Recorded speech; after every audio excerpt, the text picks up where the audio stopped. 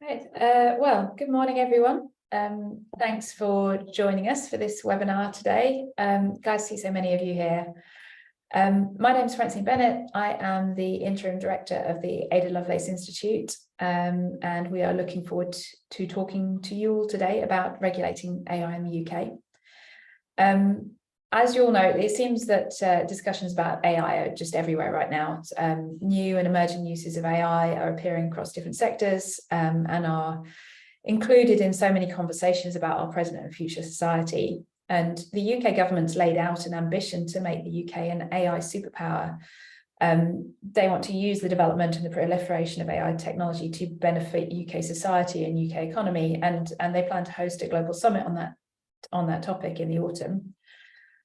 So here at the Ada Lovelace Institute, we really welcome the allocation of government resources and government attention to AI governance because we think it's such an important topic. And we really welcome the government's commitment to driving AI safety forwards globally as well as locally. And we do think it's going to be very important that the commitment to AI safety has an expansive definition of safety and looks to address really the whole range of possible harms arising from AI systems as they become much more capable and as they become more embedded in society in many different ways.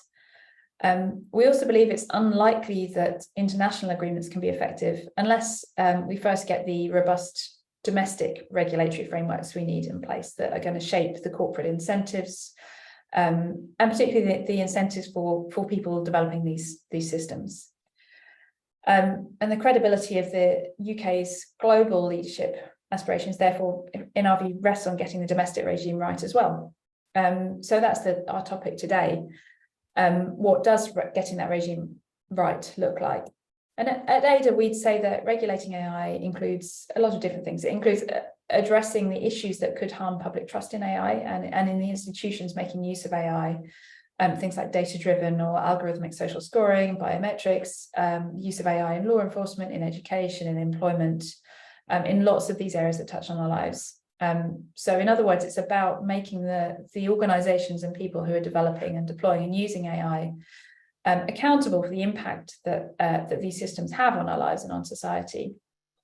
And we know from our own public attitude research that this kind of accountability is a big request by the British public in relation to AI. So our research showed that 3 in 5 people do want to see law and regulation guiding the use of AI. And people want to see clear procedures in place for appealing to a human when there has been an AI-driven decision which they disagree with. And done properly, regulation ought to be a foundation for rather than an impediment to the development of a really strong UK AI ecosystem. As more and more organisations aim to develop and deploy and make use of AI, the existence of clear rules and a well-resourced ecosystem of regulators will really help to provide assurance to the people experiencing those systems and the people developing them that the systems are safe and fit for purpose and good to go forward. Our new report, which is published today, is called Regulating AI in the UK, and the report sets out recommendations to the UK government and to the AI task force about how it can be done in the context of the work the UK government's done so far. We hope the report will be read by policymakers, by regulators, by journalists and practitioners, really anyone who's interested in understanding how AI can be regulated in the UK for the benefit of people and society. So today we will hear from Ada's law and policy team about the report from AWO, which is a data rights law firm whose independent legal analysis informed our findings. If you have questions, please do suggest them using the Zoom Q&A function, which you should find at the bottom of your window. We'll have time at the end for some questions and answers, and we'd really like to know what your questions are. First, before that, I'm going to hand over to Michael Birtwistle, who is our Director of Law and Policy. And he is going to get us up to speed on the UK's current plans for AI regulation. Michael. Thanks very much, Fran, and good morning, everyone. So I'm going to do a little bit of context setting, what the government's proposing, how to understand what those proposals will do to the UK system for regulating AI, and what we should be reading alongside its proposals. The UK has been, if we could have the next slide, on a long journey to AI regulation, from the establishment of the AI Council and the Centre for Data Ethics and Innovation in 2018, to the publication of the National AI Strategy in 2021, a policy statement in summer 2022 outlining the broad contours of the UK's sort of proposed approach to governing AI, and then most recently the government's white paper on AI regulation this March that proposes a more specific model for tying all these approaches together, and at the heart of those a set of AI principles to regulate the use of AI.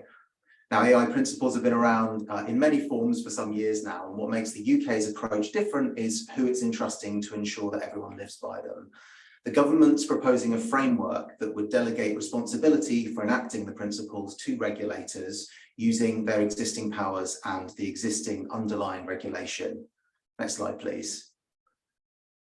So if we take a look at what that currently looks like, there isn't any holistic body of law governing the development, deployment, or use of AI in the UK. Instead, developers, deployers, and users stick to an existing patchwork of rules under the UK regulatory ecosystem, and this includes horizontal cross-cutting frameworks such as human rights, equality law, data protection law, and vertical domain-specific regulation such as the regime for medical devices or for financial services. And there are also many examples, such as you see here, of non-statutory guidance that comes from government, from regulators, corporate bodies, trade unions, civil society organisations that sort of cover this relationship between AI and these topics, but in most instances that guidance isn't legally binding. So at the heart of the new proposals is a reliance on existing regulation that applies to AI, and this is a really important lens to understand the UK proposals through. Next slide, please. So coming back to exactly what's being proposed, the key elements of the UK proposals involve a pro-innovation framing, so there's an intent here to minimise unnecessary burdens on business. It's framed as a contextual sector-based regulation anchored in the UK's existed but fragmented network of regulators and laws. So that means that the MHRA, our medicines regulator, for example, is going to be making the decisions on how AI gets used in that domain. And we're going to have common principles. These are loosely based on the AI principles published by the OECD, and regulators will be expected to sort of follow and implement these principles within their domain. I won't read them out, but they are generally things like transparency, explainability, fairness, and so on. And underpinning these principles, in order to support regulators better, there are some cross-cutting central functions that are things like horizon scanning, joint risk assessment, coordination, monitoring and evaluation of the overall regime that's going to be there to sort of try to make that patchwork work better together. The UK is also proposing to sort of support non-regulatory tools such as standard and assurance that can help underpin sort of any regulatory regime in terms of helping people understand exactly what they need to be doing in context. Next slide, please. There are some other really important developments that need to be read alongside the white paper. We have the Data Protection and Digital Information Bill. This is currently going through the House of Commons. It's going to come back to the House of Commons in September, we think, and that's going to significantly amend the UK's data protection framework, the UK GDPR. And as currently drafted, that bill is weakening the accountability framework for using people's data, and it's going to be making automated decision-making easier to do. We've also had the announcement of the Foundation Model Task Force, which is modelled on the COVID-19 vaccine task force, and it's led by tech investor Ian Hogarth.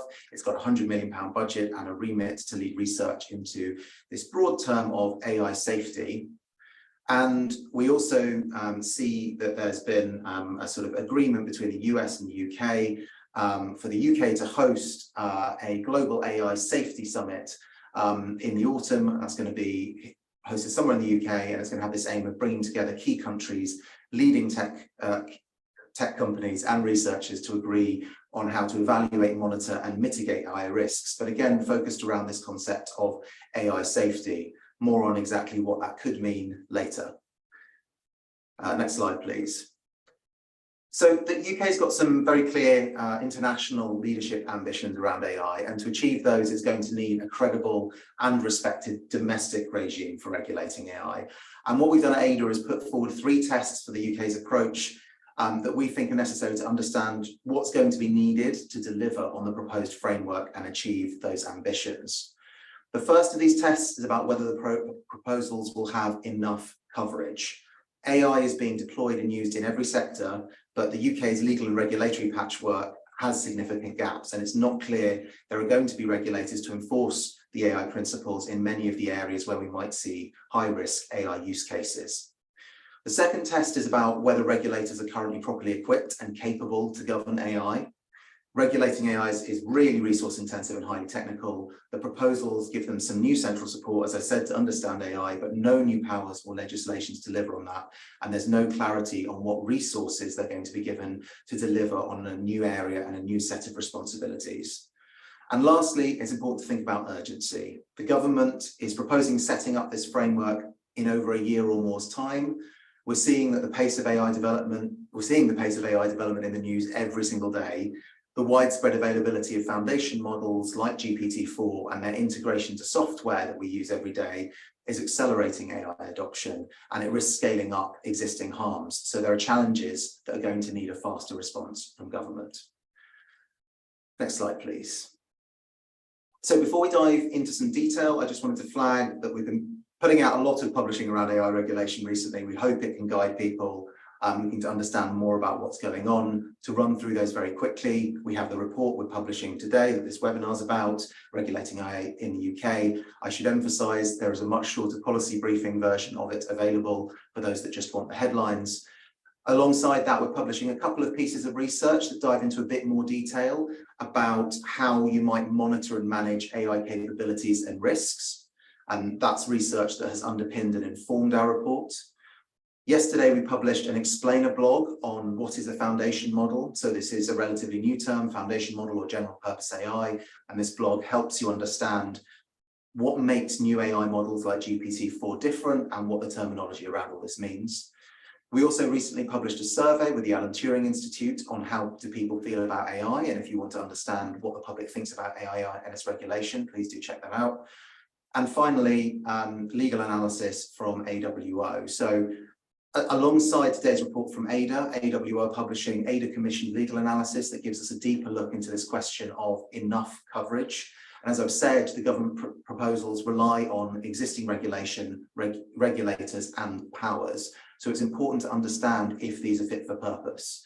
And with the government taking a very business-focused approach to the white paper, we wanted to understand more about what it looks like when something goes wrong from the perspective of an ordinary person, whether they know AI was used, had harmed them, and whether they had a journey to getting it fixed that was achievable for them. So we commissioned this legal analysis to understand just that, and I'm going to hand over to Alex to tell you more.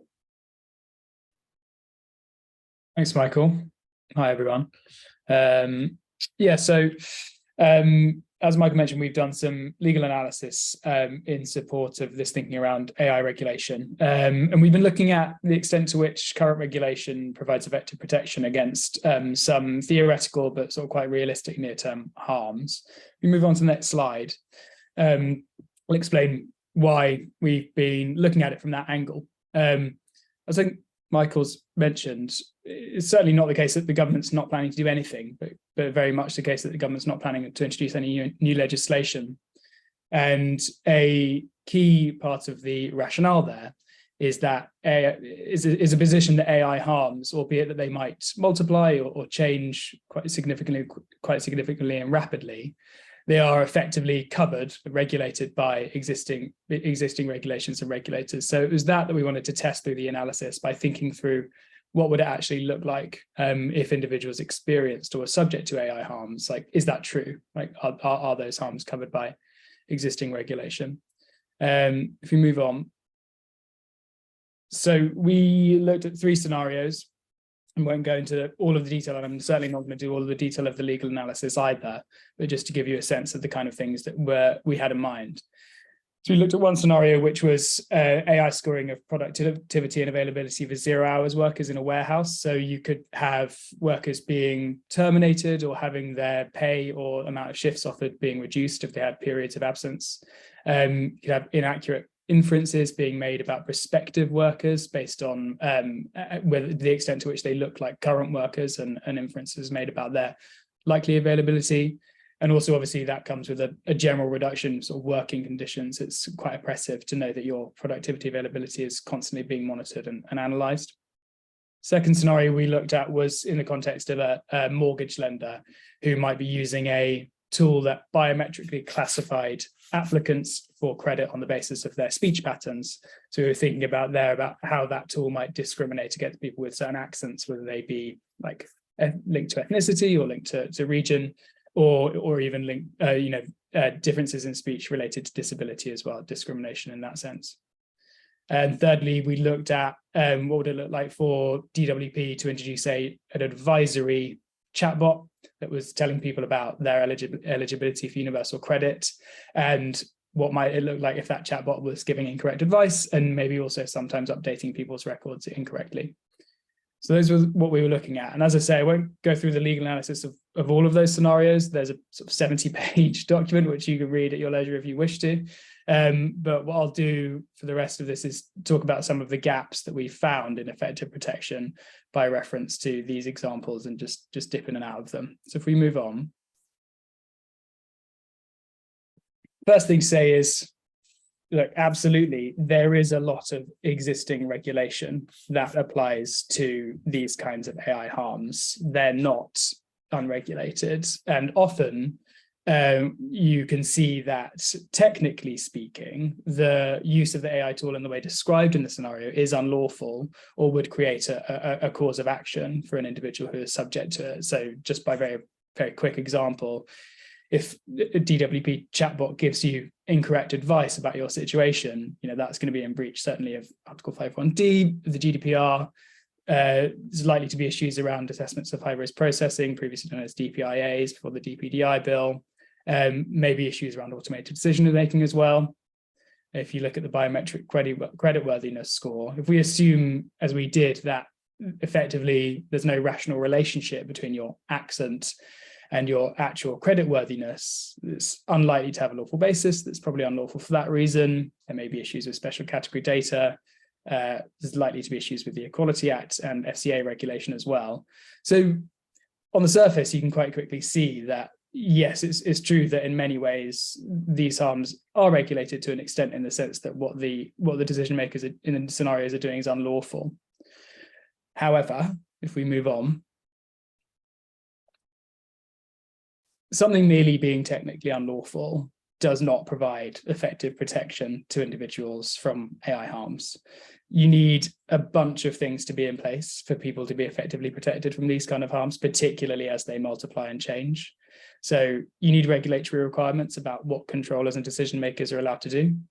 Those requirements need to be enforced by strong regulators who have powers and are willing to use them.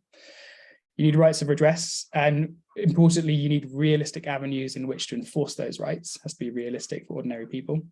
And you need mandated, meaningful, and in-context transparency. So you need to know, we need to have a chance to find out that you've been affected by a harm. You don't always know if you've been discriminated against. And you need to not only know, but you need to be able to evidence the way in which you've been harmed if you've got any chance of exercising a right to redress. So we saw some gaps on all of these issues, and I'll talk about some of them now if we move on to the next slide.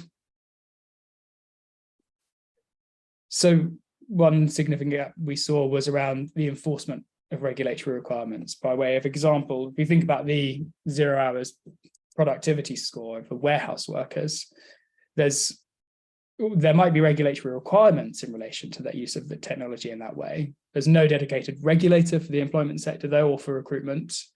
You have cross-cutting regulators, the Equality and Human Rights Commission and the ICO, but they face real limitations in relation to their resources. They're kind of effectively required to regulate decision-making across the whole of the society and economy. They face constraints in terms of the sources of information they have about controllers and decision makers' compliance. And they've got limitations on their powers as well. That's more evident in relation to the EHRC than the ICO. And there's some evidence as well that the ICO in particular uses its powers sort of less frequently than like regulators in other European jurisdictions. So that's a gap there in terms of whether those unlawful uses of technology are going to actually be picked up and prevented in advance. Next slide. As I've hinted, in fact, in all of the scenarios, there probably are rights to redress, like for an individual, if they find out, or for at least some of the individuals and some of the harms, there probably are rights to redress. But it's not necessarily realistic that an individual would be able to enforce those rights. So if you think about rights to redress that arise from the GDPR, they have to be enforced in the civil courts. And that's also true in relation to rights of redress for discrimination under the Equality Act in certain circumstances. And this is not something that's easy to do for an ordinary person. We go into detail in the report about some of the barriers there. So it's complex. Often you might need advice and representation. It's costly. You might need to fund that from a damages-based agreement, for example. There's a significant risk that you might be made to pay the other party's costs if you lose, and it's really slow. So the fact that you can, in theory, enforce your GDPR rights in the civil courts isn't necessarily helpful for an ordinary person in every circumstance. Even in cases where you don't have to go to the civil courts. So in the warehouse example, you might be taking a discrimination claim to the employment tribunal. Still, in that scenario, you're likely to need representation. Over 2/3 of claimants in the ET are represented. And it's really important to bear in mind that you might have a right to complain to the ICO in relation to the GDPR breaches, but that does not give you a right to address the ICO, can't order a controller to pay you compensation, and actually the substantive requirements on the ICO in response to a complaint are very limited, and you can check out the report for more details on that. Next slide.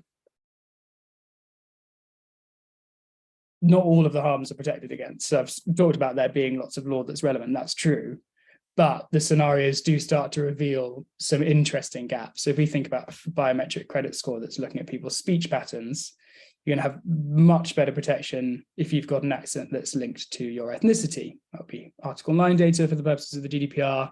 It's likely to constitute indirect discrimination for the purposes of the Equality Act because a racial origin is a protected characteristic. You wouldn't have the same protection if you were getting a low score simply because you had a regional accent. So it's kind of a difficult to understand distinction, I think, in that sense. Similarly, if we look at the warehouse example, if you're an employee and you have 2 years continuous service, that brings with it a bunch of employment rights, which give you much greater protection in the case of a determination by the algorithm, which many other people affected by that harm wouldn't benefit from. So you can see some quite stark differences depending on individual circumstances. Next slide. Maybe most importantly, and this was really uniform across all 3 of the scenarios, there are real limitations on the extent to which the law requires meaningful and in-context transparency when these kind of harms might manifest. These on the screen are just some examples of the kind of phrases you get in privacy policies from like banks or from the DWP.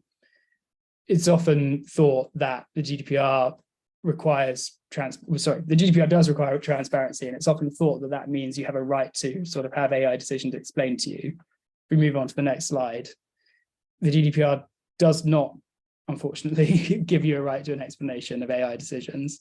And there are significant limitations to even the basic transparency requirements where they involve disproportionate effort, for example, or where they might affect rights of others, which controllers have interpreted to mean being able to limit transparency if it might threaten their commercial property, for example. And so we really saw across the 3 scenarios, and even in the scenario where there's the best level of protection because there's the Financial Conduct Authority, which regulates lending and special FCA rules, Financial Services Ombudsman, even in that scenario, the lack of transparency presents a real barrier to the likelihood of people finding out that something's gone wrong and doing something about it. So that was a major issue that we found. And I guess just to add, this is a particular problem in that where a decision has been made using an AI tool, the individual might be even less likely to question it. So there's a kind of a double issue there that you're maybe less likely to question it, and you don't necessarily have the rights that you need to find out when something's gone wrong. Next slide.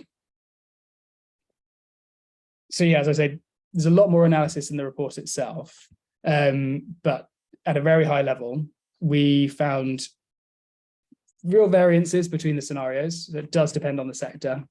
Things are different in different sectors, and some sectors are much better regulated than others. But there are fundamentally significant gaps in effective protection from the AI harms that we were looking at. And one thing that was particularly interesting for us is that when you start to think about the reforms that are proposed in the Data Protection and Digital Information Bill, they're actually set to make that situation worse. There are examples of how it's going to do that in the report, but it's quite curious that at a time when the UK is seeking to be a global leader in AI safety, probably the most relevant cross-cutting piece of regulation that we have, the UK GDPR, is actually being weakened. So that's taking us in absolutely the opposite direction of from being a leader in AI safety, which we found, quite a curious outcome. And that's it. I think I'm handing over to Matt now to talk about recommendations. Thanks for that, Alex, both for your presentation and your really clear, detailed analysis, which was really invaluable in putting together our report and recommendations. If we get the next slide, please, that'd be great. So I'm going to talk through our recommendations now, and these are organised around the 3 tests which Michael outlined earlier, so coverage, capability, and also urgency.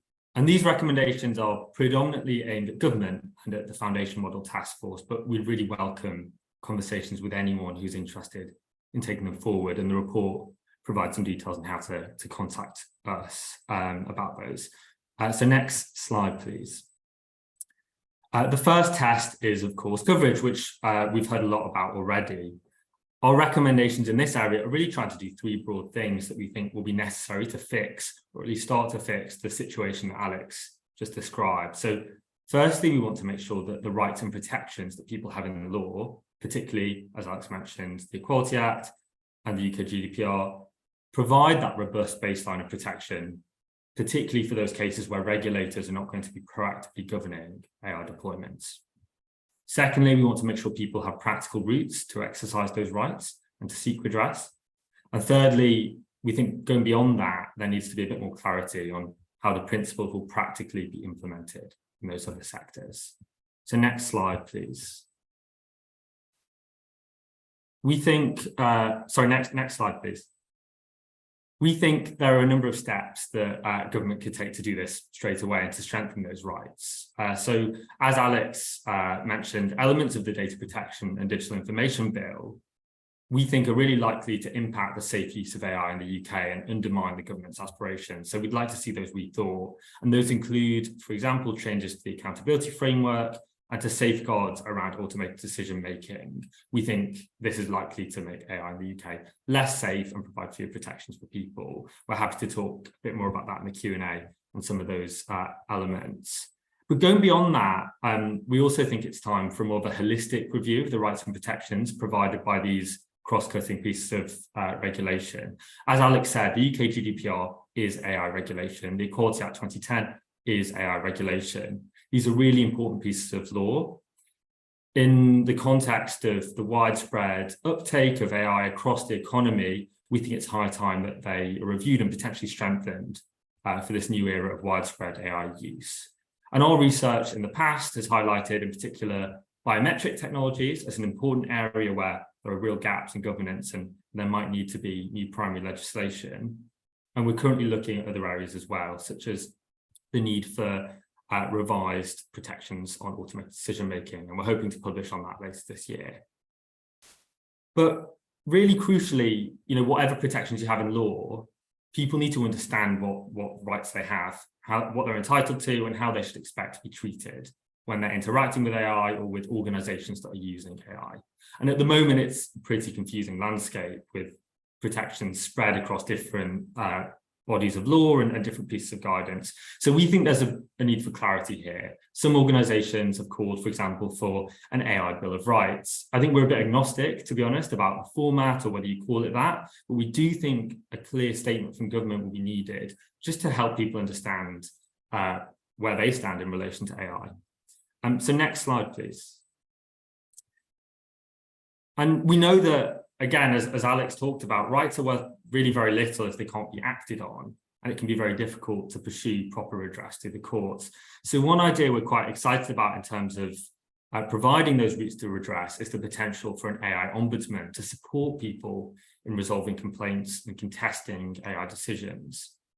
We think that an ombudsman pilot would be a relatively modest investment from government, but if successful, it could dramatically improve redress for AI harm. So it's really something that's worth looking into. And again, happy to go into further detail shortly about that. Next slide, please. And finally, even with all these measures in place to provide a proper backstop of meaningful redress when harm occurs, there are other vital functions that are spelled out in the white paper through the AI principles that will be needed to keep AI safe too. Think about robustness, for example, or transparency. So there'll be a need, we think, for government to clarify how those things will be done as well in sectors that are currently unregulated. And we discuss in the report, for example, options such as a backstop regulator that would monitor AI deployment and use in those non-regulated sectors. So next slide, please. The second of our tests was capability, which is really thinking about how regulators and the regulatory ecosystem as a whole, by which we mean all the other organizations that were involved in keeping AI accountable, how they can actually enact this vision for proper AI governance. So next slide, please. We think a big thing will be scopes and powers. At the moment, regulators are pretty varied in their mandates and their powers. And we think, to be honest, a statutory duty will be necessary to ensure that regulators actually carry out principles. It's actually likely that many will be obliged to ignore them if this isn't done, because they do have legally binding obligations that they'll have to prioritize. And we think any statutory duty will need to be accompanied by strict transparency and accountability obligations. So regulators are accountable to Parliament, for example, and to communities to ensure that they actually carry out their functions properly. But if you're giving regulators new responsibilities, you also need to ensure they have the right powers. So we think there are a few things that could be done in this regard. Firstly, increased powers to request information of companies developing, and crucially, developing, deploying, or using AI systems. And crucially, as Alex talked about, making that information public, ensuring that people actually know how these systems work. So powers to compel organizations to make information available when appropriate. Another thing could be powers to ensure that organizations developing or selling AI tools adhere to certain safety requirements. And we think this would be particularly important in relation to foundation models. And our explainer published yesterday talks a bit more about some of the challenges in that regard. So next slide, please. There's also the matter of funding. We know that regulators are pretty stretched, and this is a big ask for them to carry out. And our perspective on this is really guided by the fact that AI is a general purpose technology. It's got significant safety implications, and it's likely to increasingly form part of the UK's fundamental digital infrastructure. And if you look at other domains where safety and public trust are considered paramount, and where underlying technologies form important parts of national infrastructure, think civil nuclear, civil aviation, medicines, road and rail, the funding for regulators in these areas is in the region of tens of millions of pounds, if not higher. And we really think the challenge of governing AI effectively will be on a similar scale. So government needs to consider scaling up resourcing accordingly. Next slide, please. And beyond regulators, there's a whole ecosystem of organizations across the public, private, and third sectors that will need to play a role in holding AI accountable. And this will include organizations developing or stewarding standards, providing assurance activities like audit services, or otherwise contributing to what we call an ecosystem of inspection around AI. We make some recommendations on how government can further support those organizations in our report. And as Michael mentioned, we've also put out further research that delves into that in more detail. But we think it will also include people affected by AI who need to be meaningfully involved in governance and holding organizations to account when they're deploying AI. And civil society organizations, by which we mean a whole spectrum, consumer groups, trade unions, advice-giving bodies such as Citizens Advice, and charities representing vulnerable people and those with protected characteristics. These organisations have a really crucial role to play in that process in representing people who are affected by AI. So we'd like to see formal and properly funded channels to involve those organisations in the regulatory process, in the work of the Foundation Model Task Force, and in the AI Safety Summit for this autumn. And it's really important that this is a meaningful policy setting and/or scrutiny role, not just a talking shop. So that's a national and even international level, but this will be important at the grassroots as well. We'd like government to consider introducing funding or even pooled resources to help those civil society organisations upskill so they can hold organisations deploying or using AI to account at local level. They can support individuals to navigate redress mechanisms, and they can report harms to regulators and AI ombudsmen.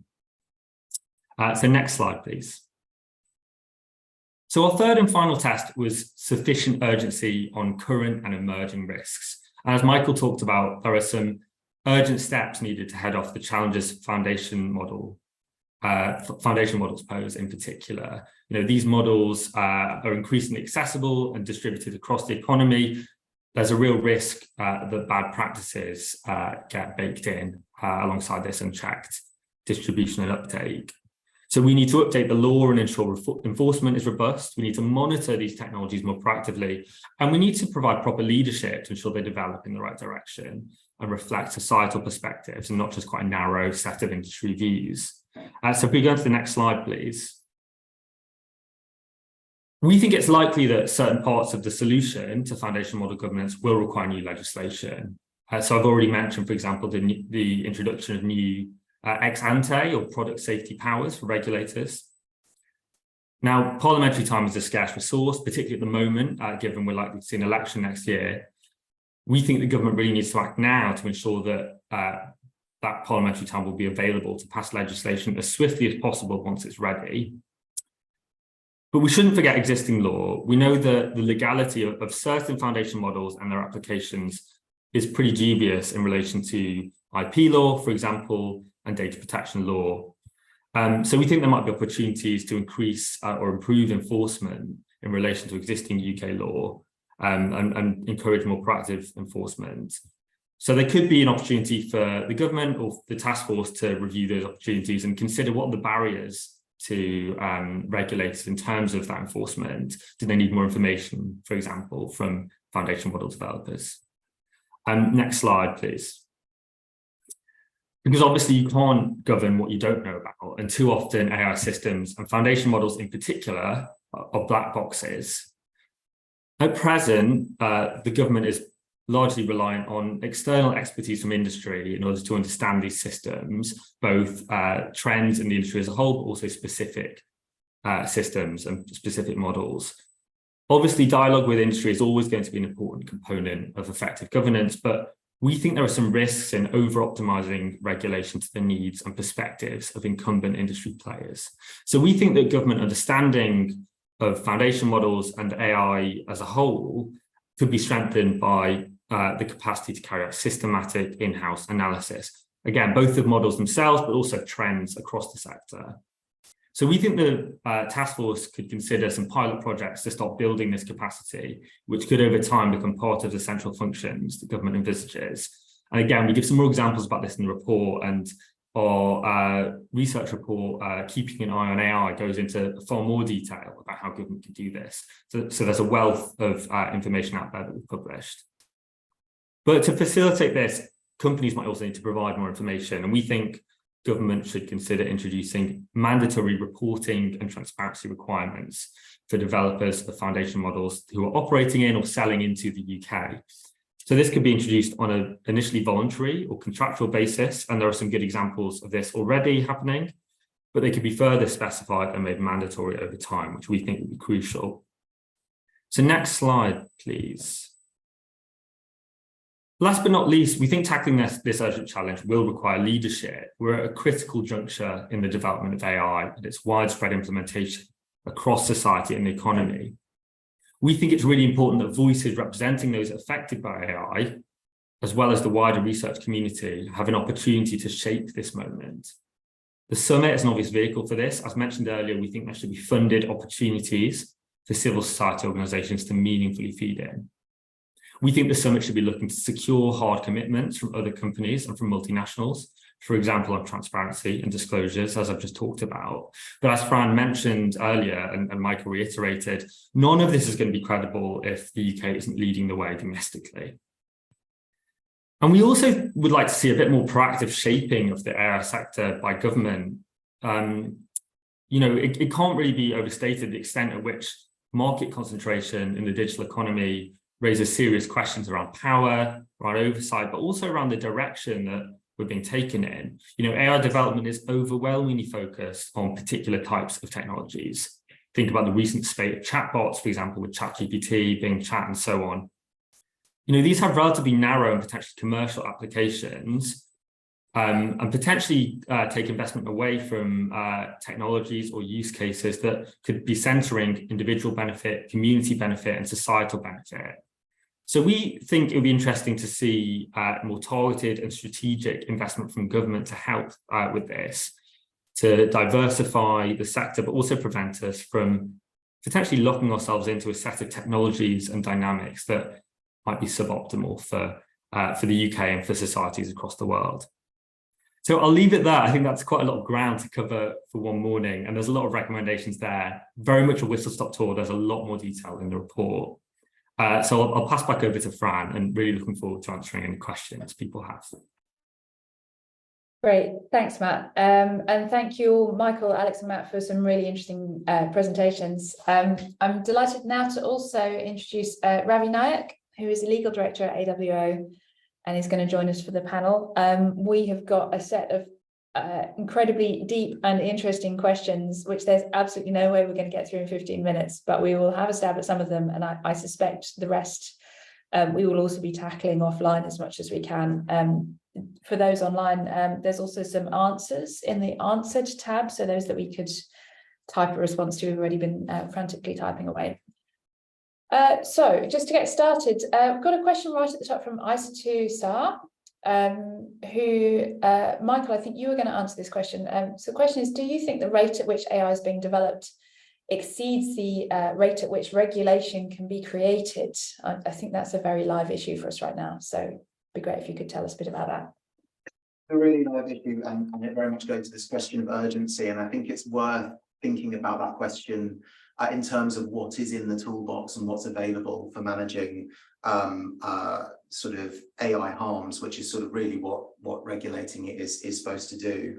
So if you're looking at legislation, that is an incredibly slow vehicle for governing anything. And so if you're specifying technologies, if you're specifying on a very, very heavily rules basis that doesn't sort of involve any discretion or principles or so on, then it's quite possible that legislation can be sort of quite quickly outdated based on developments in technology.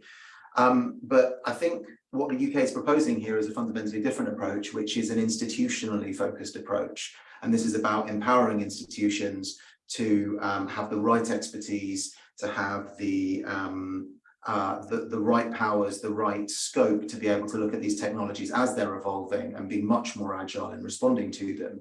So if you do sort of meet the gaps that we've identified and you sort of actually deliver on that promise, then you create a regulatory ecosystem that is much more capable of responding quickly. And I suppose that is one of the great promises of a principles-based system. So I don't think it's right to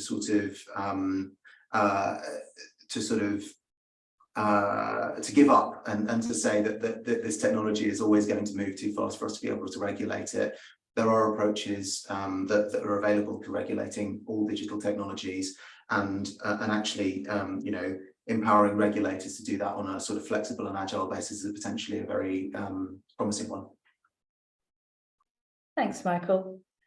And as to jump to a completely different question, we've got one from Maria Accente. It says, mandatory requirements for foundation models owners seem to be a consistent approach from other jurisdictions, for example, China and the FTC. We're hearing a lot about foundation models in general, about their importance and sometimes their difference from other application-based AI we've looked at. Ravi or Alex, I think you looked at some of these issues of foundation models in your analysis. So do you think current regulation and enforcement practices work for this, or do we need a specific approach? I can start off. I think that foundation models are interesting and illustrative of some of our main findings, in that you can see that they're very novel use of technology. They're not unregulated, but the approach to regulation can vary quite dramatically between jurisdictions. So in Italy, for example, which has a notably active GDPR regulator in its data protection authority, you've seen like quite strong regulatory action being taken in relation to ChatGPT, but like not so much elsewhere in Europe, and certainly not in the UK either. So you can see how the current laws that we do have apply to those models. You can also see how, with a tool like ChatGPT, the extent of harm and the extent of regulation relating to that harm is very sector dependent. So there's going to be heavier regulation where you're using a model like ChatGPT to provide financial advice or to administer therapy, for example, than for some other uses. And we can also see that, I guess, the traditional legal rights to redress for certain harms also apply in relation to foundational models, right? So not necessarily in England and Wales, but certainly I think in Australia, there's been defamation cases arising out of the use of ChatGPT, and I think we're starting to see actions in copyright in the US as well. So you can see there that it's not an unregulated space, but you have to query whether, that's not to say what we have at the moment works or is sufficient. I think there are big questions about whether like suing OpenAI for defamation is a realistic avenue for an ordinary person. And I think there are even bigger questions for an ordinary person about how much they know about that technology and the way in which it might be harming them, or the way in which it might have used content that's about them online, for example. So again, you see that issue of transparency. So not unregulated, whether laws that are about specific technologies are the right way to approach that, I'm like not so convinced, but definitely illustrative of some of the challenges that we face and some changes that we might need to make. And I saw there's another question from Patricia Zivkovic, which is probably related. So she asked, when it comes to redress, should we think about a procedure for class actions or specialized vehicles that would collect AI harm-related claims and be in charge of the legal action? I wondered what your views were on that. Well, yeah, I certainly think so. I mean, as I've said, one of the major barriers that we saw is that it's not realistic for individuals to exercise the theoretical rights of redress that they have in relation to AI and data harms. We have recognized, even in England and Wales, that in the area of competition law, for example, that the right way to address those kind of harms is not necessarily to expect ordinary individuals to bring proceedings in the civil courts, but rather to allow for opt-out class actions that deal with them and to allow civil society to play a role there. Article 80 of the UK GDPR explicitly sets out a route for member states to implement national legislation that would permit those kind of class actions. So there's a clear path there for us to extend that approach to the field of data harms, and it's something that many are advocating for, including in the context of the Data Protection and Digital Information Bill. So yes, I don't think that would be a complete answer, but that's certainly something that I think would improve compliance in relation to data harms, yes. Hi everyone, can I just add in on this bit as well? I think this is a really important point and really good question.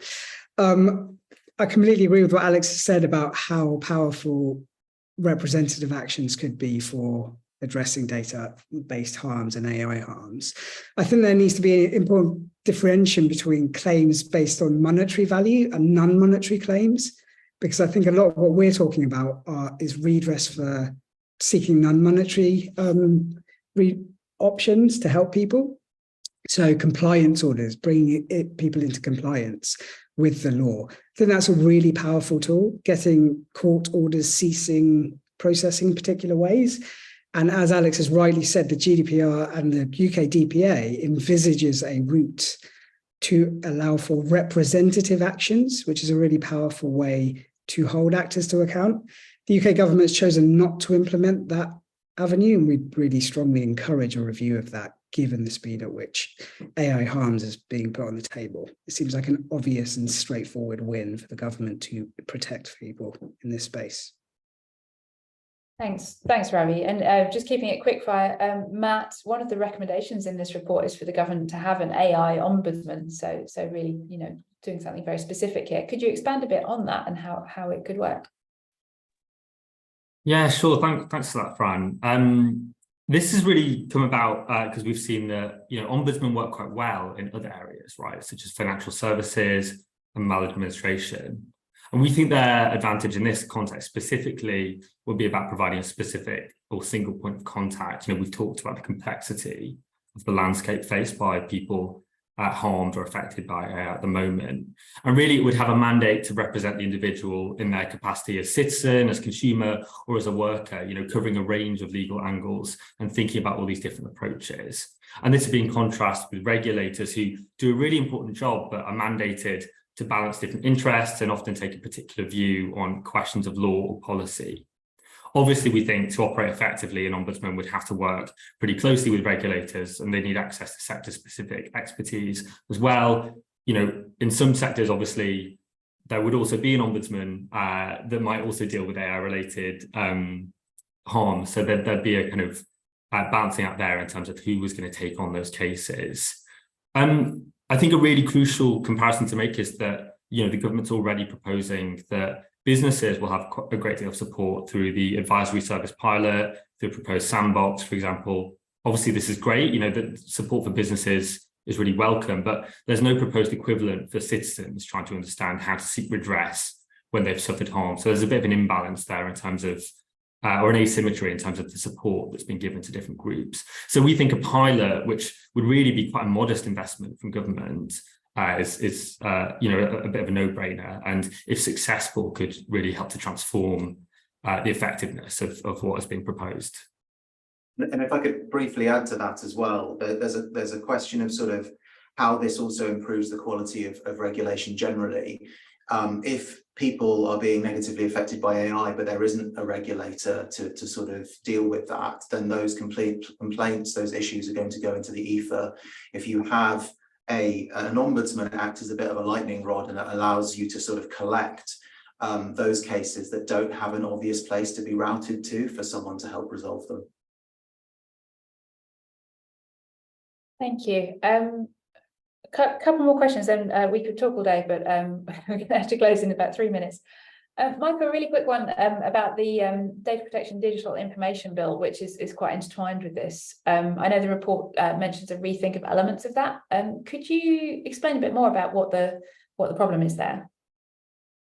Yeah, absolutely. So DPDI bill, as I said, is likely to come back on report stage in September, and what it has is a general weakening of the accountability framework around the way that personal data is used. So getting rid of data protection officers, replacing them with something slightly less strict, getting rid of data protection impact assessments, and replacing them with a sort of lesser version that only applies to high-risk processing and is very much an internal process for companies. And it's modifying, crucially, the Article 22, which deals with automated decision-making. And for automated decision-making that doesn't involve this sort of special category data, that is the sort of most sensitive type of data, it's making it a lot easier to be able to process data on that basis. So at precisely the moment that we're seeing this sort of increase in AI adoption, this greater availability through foundation models, through the platforms and systems that are based on them, people building systems off the back of ChatGPT and so on. At precisely that moment, we're seeing the protections that would sort of potentially prevent harms occurring from that kind of automated decision making, and the risk assessment processes that go with all of that being degraded. Thank you. And we are very nearly out of time, so I'm just going to do one more question, and anyone on the panel who's feeling brave can jump in here. So a question from Olivia Walton says, thanks for a really interesting session. 2 questions, pick your favourite. Do regulatory bodies and policymakers understand AI tools like foundation models and their harms in particular well enough to regulate them adequately? And second, out of the 18 recommendations in this report, which are the 3 most crucial to be acted on? Anyone want to jump in? I can give them a stab at the risk of dominating the floor. So firstly, do regulatory bodies and policymakers understand foundation models? I mean, look, everyone is playing catch up on foundation models at the moment, but that's the reason that it's so crucial to sort of have urgency around them. You know, some regulators in particular are more advanced in their understanding of AI generally, have greater digital capability. So members of the DRCF and also other regulators like the medicines regulator, MHRA, are much advanced in their understanding of the impacts of AI and how they want to govern it. But there is a long tail of regulators that have much less experience, much less resourcing available to address the impacts of AI. And it's going to be important to make sure that they're also able to sort of catch up with these impacts. The Foundation Model Task Force is obviously sort of rapidly skilling up on the impacts of these things, and we're looking forward to working closely with them. As to the second question, which are the three most crucial for public sector and government bodies to act on, I mean, I think it's the question of having a model for these gaps in sort of our patchwork. You know, what are we going to do about AI use in recruitment and employment? There isn't a sector regulator. And so who's going to enforce the principles in that scenario? I think it is a commitment around the need for legislation to support a lot of the changes that are needed to improve the proposals. And thirdly, again, a question of political commitment, but the government putting its money where its mouth is and making sure that regulators in particular are properly resourced to be able to address what is a general purpose technology with massive implications across society. Thank you. And Team AWO, would you like to venture a legal perspective on this? What do you think are the most important recommendations? I was going to go for I wouldn't comment on which are the most important review or recommendations, but I was going to say that whilst it's obviously an important ongoing effort to make sure the regulators have the resources they need to understand these harms, I don't think that a lack of understanding of those harms is the major barrier to effective regulation at the moment at all. And I think it's a mistake to, I guess, sometimes buy into the hype around these AI tools, that they're just like so terribly complicated and how can we ever understand them? Actually, mostly often what we're talking about is just like relationships between organizations and people and how those tools mediate those relationships, and they're ordinary harms that we've been dealing with for a long time. Thank you. That seems like an excellent note to end on. So I'm going to close it there. Thank you so much to our guests. That's been an absolutely fascinating conversation. Thank you so much to those of you online. You had fantastic questions. We did not manage to answer them all, but we will keep the debate going offline. In real life, this would feel like an excellent time to adjourn to the pub to continue the conversation.